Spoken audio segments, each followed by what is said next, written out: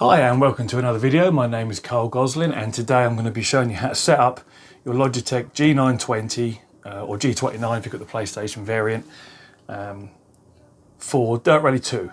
Now some of these things, if you have got the PlayStation or Xbox version, may not apply. You probably won't have something like the Logitech G Hub software that you use for the PC, so you might want to ignore that bit. But to be honest, we don't do much with that anyway, so I'll be through it in 10 seconds or so. Anyway, let's jump into it. So let's get the screen recording up. There we go.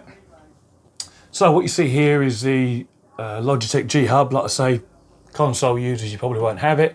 PC users, you already have this installed because it's your drivers, so just click on it and ignore the assignments. We don't use anything there. Click on the steering wheel and just make sure it's all at default. Sensitivity 50, operating range 900. The box is ticked, the spring strength is 10.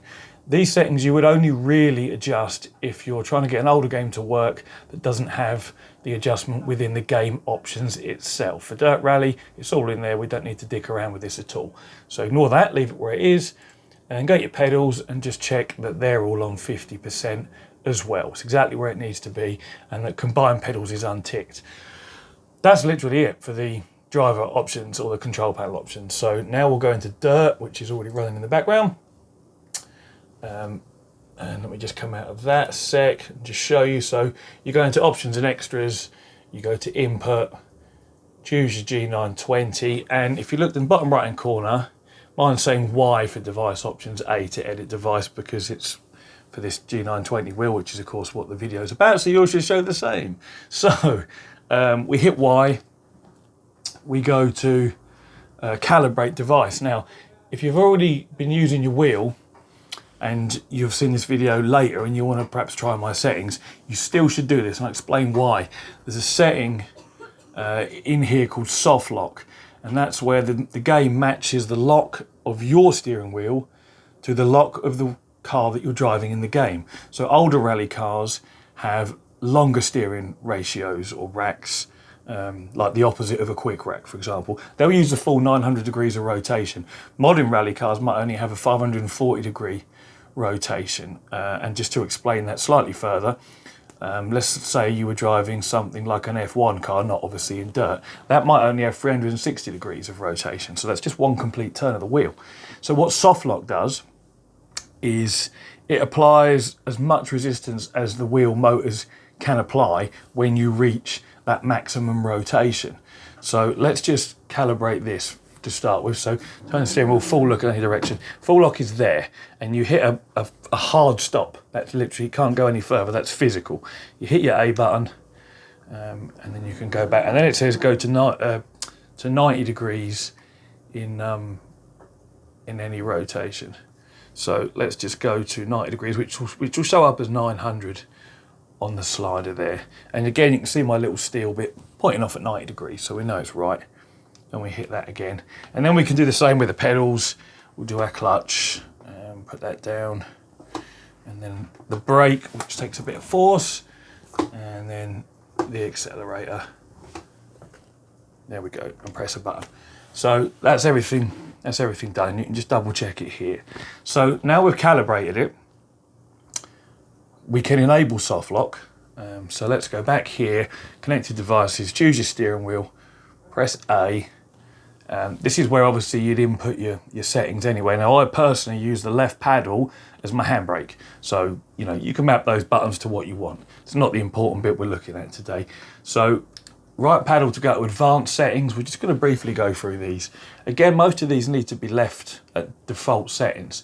Steering linearity needs to be left default. You don't want the steering to accelerate the rate at which you turn when you get to a certain point in the rotation of the wheel. That would just make it really confusing to steer with. So leave that as it is. You don't want a dead zone.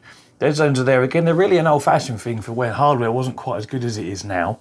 And if you had the wheel in the center, it would register some sort of noise, almost like you're turning the wheel a little bit. And you'd apply a dead zone to get rid of that. So don't apply any dead zone, because what that in reality means is you can turn the wheel a certain amount without it registering anything. And of course you don't want that. You know, unless you've got a really old shitty worn out car in real life, when you turn your steering wheel, the wheels start to move instantly. If you have got a shitty old car in real life, maybe you have got a little bit of slop in your steering, but you really shouldn't have because it's dangerous. So 0, dead zone 0, steering saturation 100%. That means when the steering wheel reaches 100% of its rotation, whether it's hard lock or soft lock, your wheels are at their maximum rotation angle also. So again, leave that at 100%, no need to dick around with it. Throttle dead zone, again, unless you've got fucking some sort of noise or interference, you don't need a dead zone. You want the accelerator to start opening as soon as you press the pedal, just like in real life. When you start to press the accelerator, your throttle butterfly, you know, in your throttle body just starts to open and let more air into the engine. You want the same with throttle saturation. You want it to be 100% open when your foot is 100% down and nowhere in between. Brake dead zone, again, same thing. You want the braking to start as soon as you press the pedal. Again, just like in real life. Now, the next one, this is slightly different. Braking saturation. These pedals, they're progressive. So the first inch of travel is relatively soft, then they stiffen up, and the final bit of travel is really very hard. Now, depending on how you have your pedals mounted and your wheel, you'll set this differently. For me, I'm in upstairs in my bedroom on the budget build PC, and so I'm just on a chair which can rock backwards and forwards like this. If I push the pedal until it registers 100%, it actually tips my chair back a little bit. Now obviously that's not really very good, is it? So I've set my brake saturation at 74%. What that means is the pedal only needs to go down 74% of the way to reach 100% braking force in the game. That way my chair doesn't tip back. So again, if you've got it mounted to a full rig, you can leave it at 100 because it isn't that stiff or hard. It's just when your chair's just sitting there flopping around, there's nothing stopping it from tipping back. So if you're using a wheel stand and just a random chair, you might also want to go with this sort of 74, 75% type option. But that's a good starting point. You might want a bit less or a bit more. In a rig, you definitely have it at 100%. So next one down the list, clutch dead zone. I rest my foot on the clutch because you change gear a lot, especially when using an H pattern shifter. Or you change gear a lot regardless, in fact. But you use the clutch a lot when using an H pattern shifter. So I rest my foot on it. So a 5% dead zone allows me to rest my foot on the clutch. And if it does depress just a fraction, the clutch isn't starting to disengage in the game. And that's very useful. Now, clutch saturation. For some reason, this is at 100%. Maybe it's, I have no idea why that is. It shouldn't be. I run clutch saturation at 40%. And what this means is you only need to depress the clutch 40% of the way before it is fully disengaged the engine from the gearbox in the game, obviously. What that means is, just like in real life, you can change gear without having to put the clutch down all the way to the floor. In real life, you can put the clutch down sort of 40 to 50% of the way and you'll be able to change gear without any issues. If you left it at 100, the pedal would literally have to touch its stop before Dirt Rally will let you go into the next gear. And not only is that unrealistic, it makes gear changes incredibly slow. So I find 40% is a good place. Again, I don't know why it was back at 100. Maybe it's because I've been messing around with things for this video. But 40% is what I go with. Handbrake dead zone and saturation are irrelevant because I'm using a digital button, the left paddle, which just clicks on or off. If it was an analog handbrake like I have downstairs, then I would set that accordingly, and I'll show you guys that in a different video when I do my analog handbrake build installation and review as well. But for now, ignore it. And then we get down to the option I spoke about earlier, which is which is your soft lock option. You want that on. You want it's a simulator, it is a game, but it's a simulator. I want to drive a new rally car and have really sharp, really quick steering. And then when I get into something, from the 80s, I want to feel that I've really got to turn that wheel, a lot further than I did in the more modern vehicles to reflect how the car drove, in real life. So you want that soft lock on. Now, so let's just apply that actually. The final thing is going into your vibration and feedback tab. Okay, yeah, it has retained my settings here, that's good. I don't know why that other one had changed. So vibration and feedback, obviously you want that on. Otherwise you'll just have a really limp wheel and you might as well be using a controller. Self-aligning torque. This is the force at which the wheel will try to bring itself back to centre should you let go of it whilst you are travelling in a forward direction. Just like in real life, if you let go of your steering wheel whilst travelling in a forward direction, if you're going to try this, do it slowly. The wheels will align themselves because of the forward travel and rotation of the wheels. So the steering wheel will go from there and it would straighten itself up. That's what that figure there does. Now, the higher that figure, the heavier the wheel is, the harder you have to fight against that force. Now, if you have it too high, well, let's say by default it's at 100, which means it uses all the force the motor has available.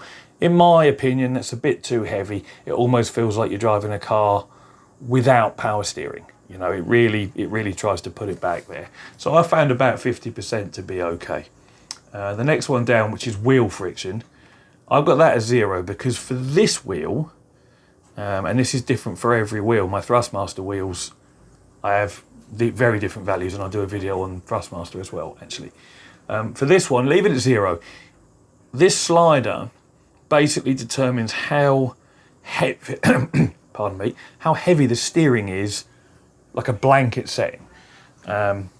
So whether you're sat still, steering it on dry steering on the spot, or whether you're steering at 40 mile an hour, 100 mile an hour, it adds a fixed level of weight to the steering. To be honest, if you have it even on very slightly, 10, 20%, it feels like the car's not got power steering, or it's just way too heavy. If you have it on 100%, which is the default setting, it feels like you're driving a car with 2 flat tyres and no power steering. So as odd as it looks to have it at 0, and you can try this obviously for yourselves, put it at 0. Otherwise you're literally just turning the fucking wheel all the time. It doesn't feel right. And it makes it very difficult to steer from one way to the other quickly because it's so fucking heavy. It's just not right. So leave that at 0.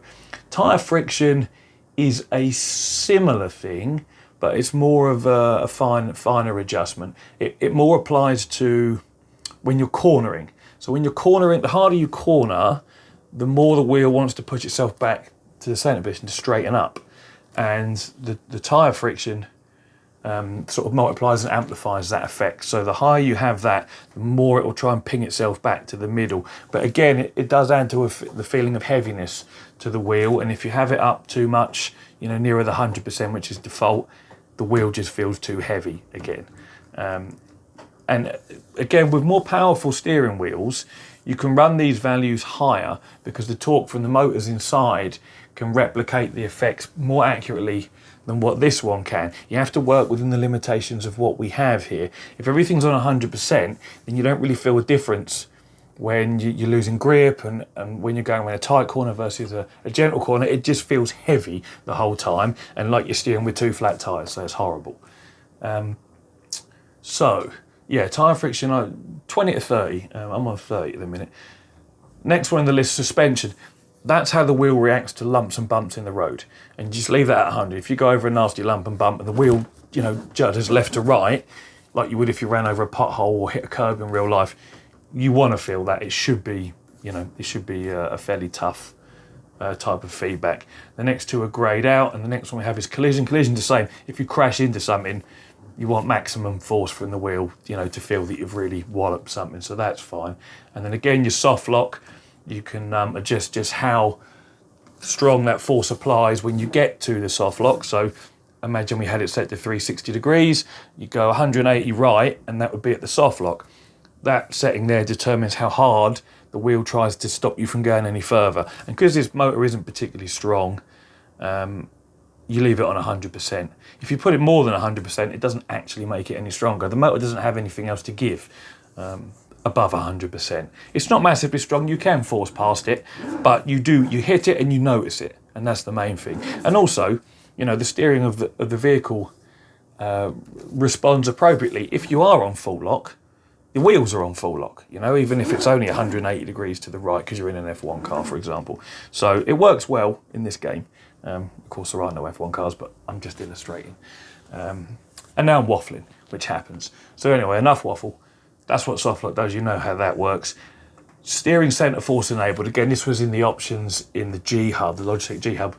we've got it here, so that's why you leave it default in the Logitech one, and the same for the steering center force. What happens here is when you restart a race, it will spin the wheel back to the center position for you, and then the next option down is the force with which it does that. So if you had a really powerful direct drive wheel and you weren't paying attention and left it on 100, and you had your hand or your fingers just laying on your wheel, that would spin around and you could potentially break your fingers or something. Not going to happen with a Logitech G920, but worth bearing in mind. But you leave it on 100, you want it enabled so it centers itself. I actually started a race once in R Factor, and my steering wheel was pointing about 90 degrees to the left at the start of the race on the grid, and I just pulled off and straight into the fucking wall and looked like a complete penis. But this was my first or second ever time in a real race. But anyway, good option to have. Remember that. So I think that is pretty much all the options. Yeah, that's everything you need to know. I would normally do a quick recap now of what we've gone over, but we've gone over so much, there is no recap. Basically, this is my opinion and my experience. Let's just turn the screen capture off if you wonder what I'm doing. Yep, okay, cool. Yeah, my experience and my opinions on what it should be set to, but I feel I've got the most out of this wheel, and obviously I have got other wheelbases and other wheels that I use downstairs on my full rig, so I've felt stuff that's a lot more powerful, a lot better. I haven't used anything worse than this, to be honest, because it's just not worth it. Anything worse than this is complete dog shit. So yeah, these settings will get you going nicely. It gives the wheel enough range of force to tell you what's going on with the road. It gives you a feeling that it is a power assisted car you're driving for the most part. The soft lock obviously will change from vehicle to vehicle, so that gives you a feeling of driving a different car and feeling how it should do. Yeah, just make sure you go through everything step by step, how we have today, and that should give you a good experience with your Logitech G920. Any questions, put them in the comments below and I'll get back to you. And as I've been mentioning recently, I'm a new channel, so I'd love a subscription if you're appreciating what I'm doing. It all helps. And I will catch all you guys in the next video sometime next week. Take care. Have a good weekend.